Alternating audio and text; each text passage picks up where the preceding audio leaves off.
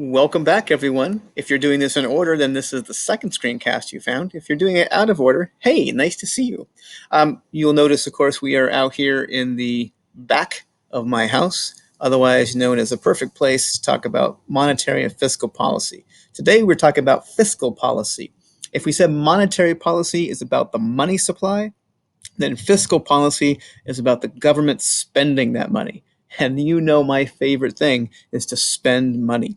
So we're going to talk about fiscal policy today. I'll again shout out to former students who created this PowerPoint as part of their group project from several years ago. Again, adding more bells and whistles than I could have possibly imagined. Particularly like that nice kind of turquoise blue. It's like the ocean, right? It's calm. We're learning about fiscal policy from the pool peacefulness pool of turquoise clear blue lagoons of money.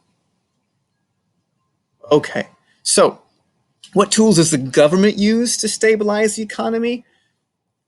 A look at fiscal policy. Look, it looks like the little pictures. There's just people working, and then there's taxes, and there's money, and there's the government. Let's guess what's going to happen.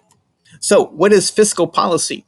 This charming, debonair, nonchalant guy leaning against a cube of equity, growth, and stability suggests a couple of things to us. First of all, it suggests that the federal government policies on taxing, spending, and debt management are intended to promote the nation's macro, which we learned about last lecture, economic goals, particularly with respect to employment, price stability, and growth. We want people to have jobs. We want prices to be relatively stable, and we want the economy to grow. Again, catching you back to US history and our three economic assumptions that we used to make. Remember those? Those are fun. So, what's the goal of fiscal policy? Crush everyone under an overwhelming burden of debt. No, wait. Maintain balance and make sure the economy is prosperous. That's a better goal. I like that one. Let's go with that. So, how do we make sure those two things happen? Key terms. We're going to talk about economic regulation. That is government regulations where government sets prices and conditions on entry of firms into an industry. And it can include regulation of financial firms. If you are going to be an investment bank, here's how you need to be an investment bank. If you are going to get into the solar industry, here's how you can get into the solar industry. Those are economic regulations on businesses.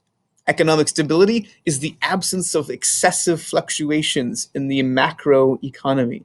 A little fluctuation is good, right? A nice light breeze we've got going on is fine. We don't want hurricane force breezes or waves.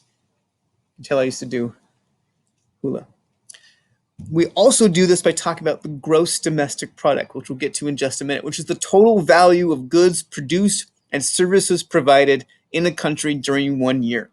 This is where we also get to talk about some of those larger things we look at that are macroeconomic to determine how the economy is doing, like gross domestic product or like unemployment, social security, those sorts of things. So let's get into it.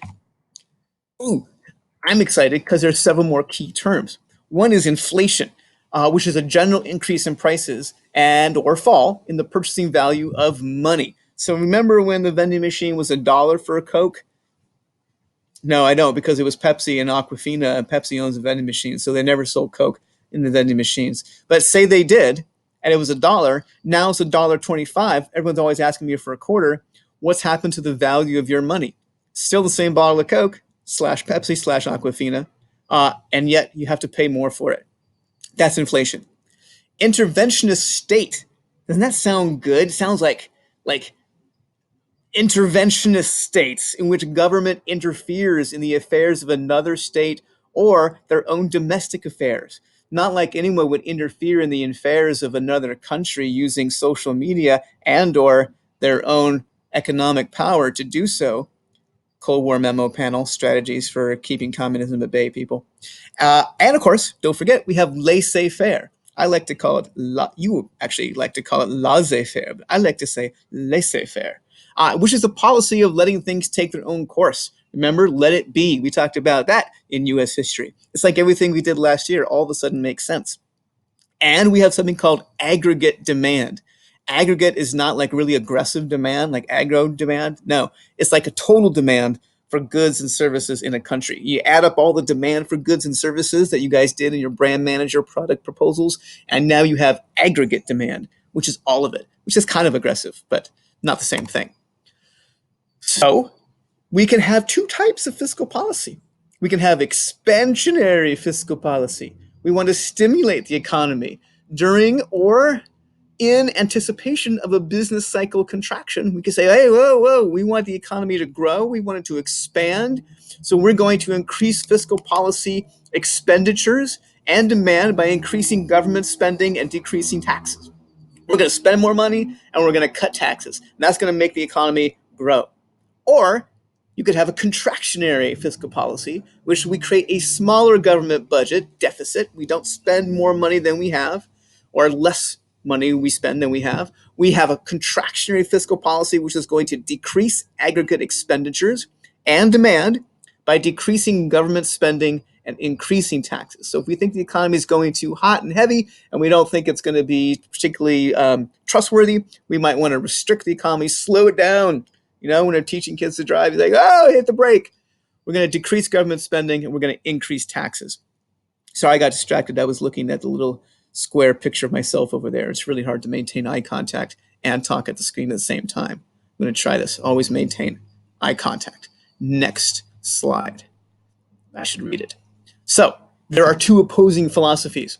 There's a partisan division, essentially, over tax cuts and regulation. Republicans generally support tax cuts. Democrats generally support tax revenues as a means of funding government programs.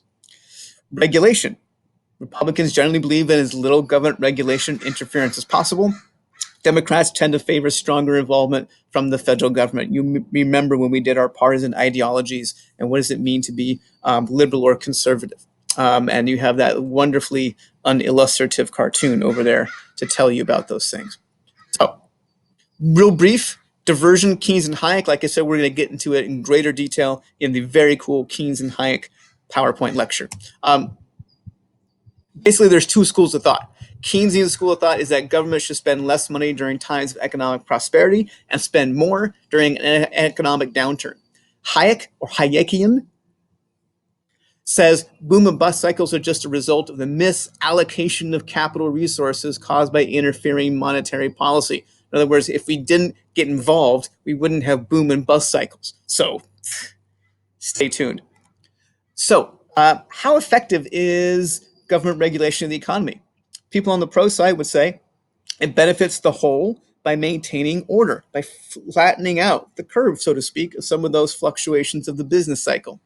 Specific intervention helps strengthen certain industries. If we want to give subsidies for people to get solar, we can subsidize that and we can increase the solar industry. If we want to subsidize electric charging stations for cars, we want to change the auto manufacturing emission standards to raise and or lower emission standards, then we can do that. On the con side, it can be very costly. It can lead to reduction in sales. It can lead to reduction in demand and reduction in employment. You could outsource more imports than exports, offshoring of jobs.